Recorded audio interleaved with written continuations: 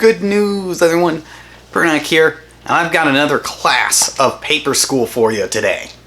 So today's class is going to be about Bristol paper. It is also called Bristol board.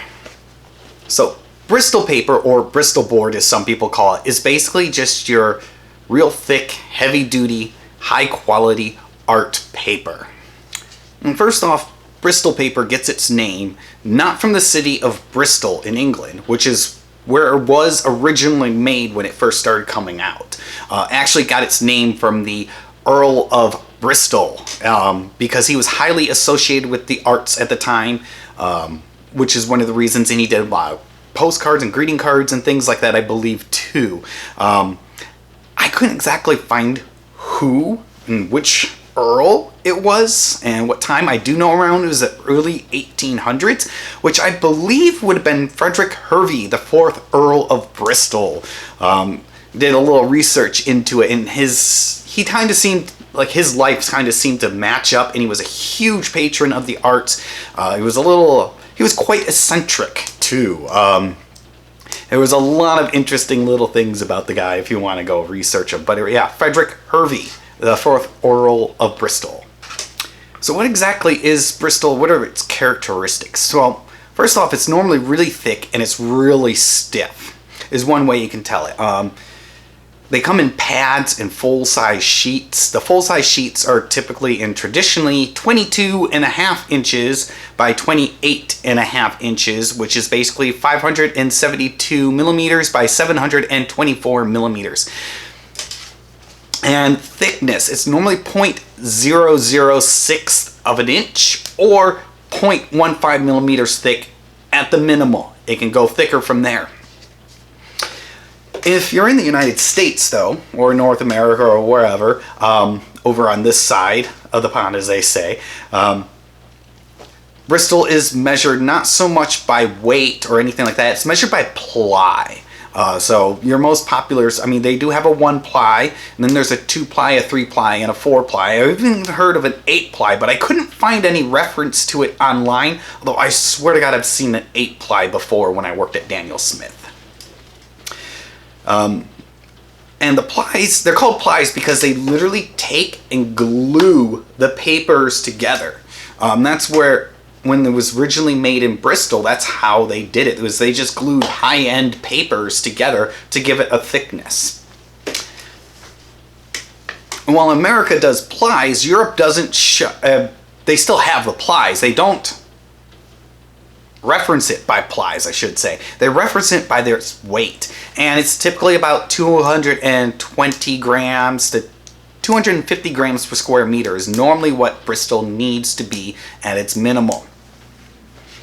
So one neat thing about Bristol is that it also comes in typically 2 different finishes, or 3 depending on who you're looking at and who makes it. But traditional is plate and vellum surfaces.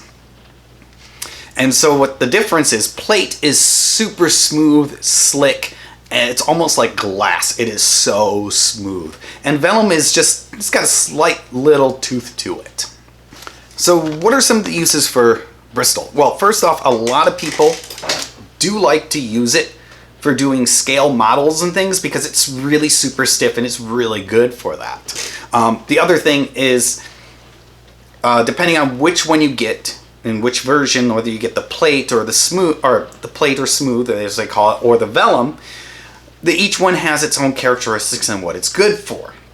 So plate is really good for pen and ink drawings, anything really with illustration, technical drawings, and actually, believe it or not, comic book art is very popular with it. In fact, Strathmore, one of the major manufacturers here in the United States of Bristol, actually has an entire line devoted to comic book art size pages with special printings and everything on the Bristol itself for that. But vellum, let's go to the other side. Vellum has a slight tooth to it, like I said. So if you're going to use pen and ink on it, keep in mind that you might get little skips and little misses because of the uneven surface of the paper. But it's really made for your your pastels, your charcoal, your Contes, and it's really good for pencil. Anything that's going to have a tooth that it needs to grab, and colored pencil actually too, because it's got that tooth to the paper. It just likes to grab onto those friction-based drawing materials. And another thing that Bristol has also become popular with, and a lot of people are starting to use this, is laser cutters and engravers. Because Bristol's so strong and so tough and holds up very well, people are using it with laser cutters and engravers. So that is another thing. I've seen people do business cards with it and all sorts of like little things that they just make with laser cutters and engravers. I do want to talk about my personal experience now with Bristol. I have used it before. I've used it for many things, mostly drawing and illustration purposes. I have.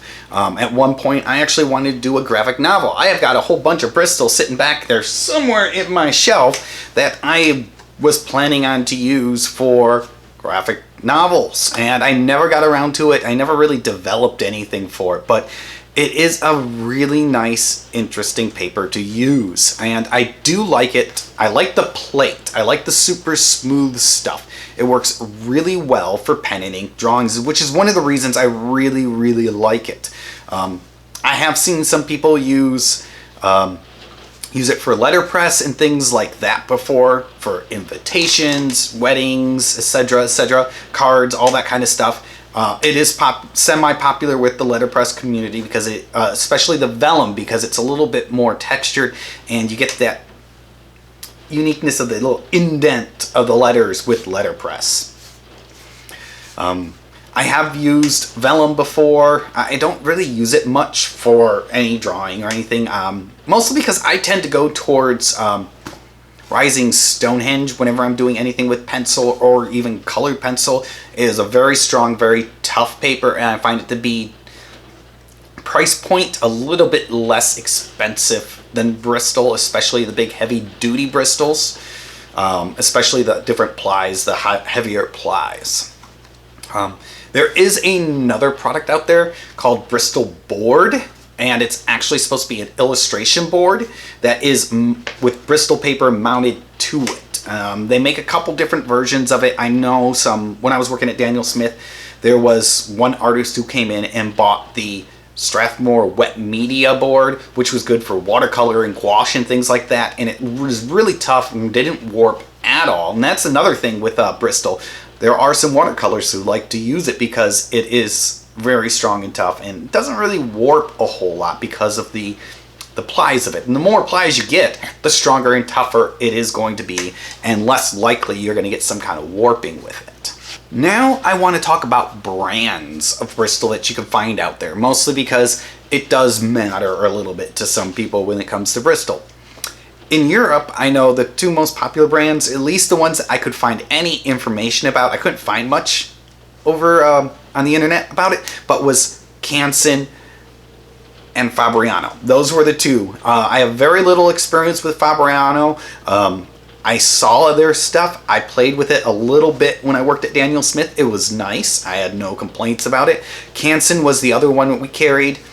It was also, they had a low-end one and the mid-grade, and I think they had a high-end one, which we really didn't have much of the high-end one because we just didn't carry the high-end one.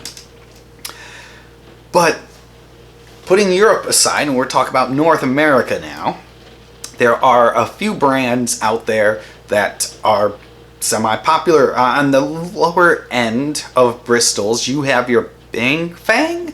I'm trying to pronounce it, B-E-I-N-F-A-N-G. It's made in, I believe, originally in New York.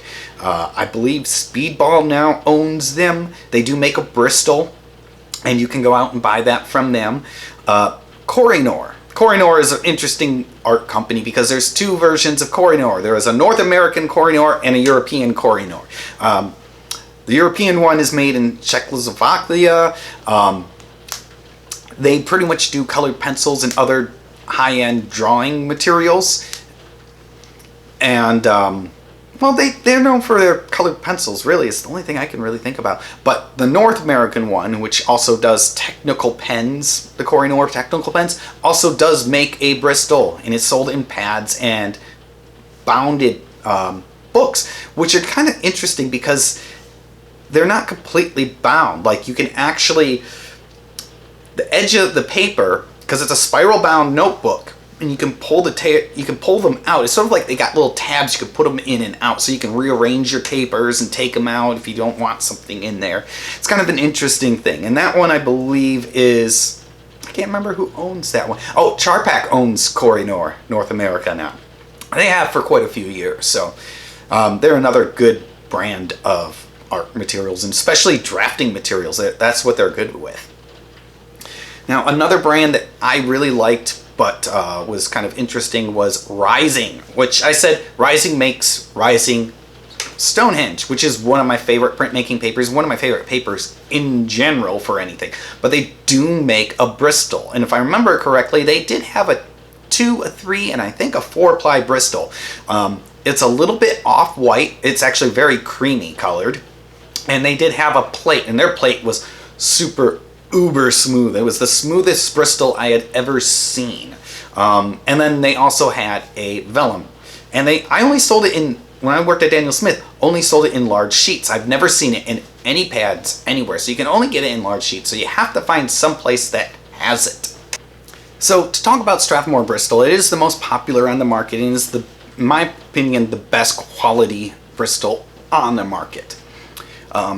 They have several different versions of it. It starts with the series 200 and goes up to 500. So you have 200, 300, 400, and 500. Let's talk about Strathmore's 200 series Bristol. It is their lowest quality of Bristol. It's also their most entry level. It's the most basic. It's the most economical one that they sell. Now, I've only been able to see it in 2 different forms. It's both 11 by 17, either in pads or loose sheets of paper, and it has non-photo blue lines on it. So that means it's marketed towards the comic community, and that's what it's made for. It's just an inexpensive comic book Bristol. It's a semi-smooth, it's not a vellum, it's not a plate, it's kind of in between the two. And I couldn't find out any information on its ply, so it's probably a 1-ply, maybe a 2-ply. I do remember it being, like I said, it's the most inexpensive one, so it's not a very high quality one, so it's probably maybe a 1-ply, but probably a 2-ply. So let's talk about the Strathmore 300 series Bristol. It is a step up from their 200. It is available only in a 2-ply, but you can get both plate and vellum finishes in it, and you can get full-size sheets. I've heard of rolls. I have yet to see one, but they do make them. And standard size pads. If I remember correctly, your 9 by 12s, your 11 by 14s, 14 by 17 size are the standard pads, maybe 18 by 24 also I remember seeing. Those are your standard sizes, and that's pretty much what you're going to see with the Strathmore 300. I said it is a step up. Alright, let's talk about the Strathmore 400 series Bristol.